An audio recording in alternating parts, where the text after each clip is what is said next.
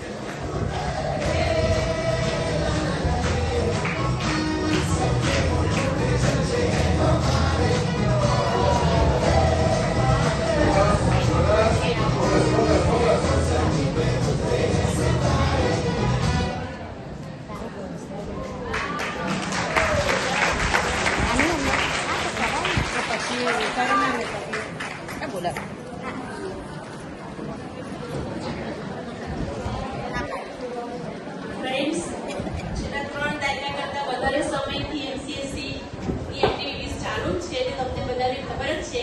અમારે આ બધા નવા મેમ્બર્સ માટે એડવર્ટાઇઝ કરવી પડે કે અમારું ડેમો જે કોતે કરવું છે, અને એની અંદર મેઇન એટ્રેક્શન છે સાયન્સ ફેર અને એજ્યુકેશનલ ટૂર. એ સિવાય ડિસ્કશન, બુક ટોક અને ક્વિઝ જેવી એક્ટિવિટી પણ થતી હોય છે. અને પીકોક સેન્સીસ અને નેચર વોકથી બાળક કુદરત સાથે પણ સંકળાયેલું રહે છે. અને એમાં એવું નથી, દરેક વિદ્યાર્થી આવી શકે છે. જીએનએમસી સ્કૂલ હોય કે બીજી કોઈ પણ સ્કૂલનું જીએનએમસી એમ્પ્લોય હોય કે નોન એમ્પ્લોય, દરેકના બાળક એડમિશન લઈ શકે છે. હમણાં જ સીએમસીના હસ્તે એનું ઉદ્ઘાટન થયું છે, અને એ જોવા માટે અમે KYC know your centre 28 June Sunday સવારે 10 થી 12 રાખેલું છે. અને હું આજના બધા મહાનુભાવોને કહીશ કે એ લોકો પણ એની ચોક્કસ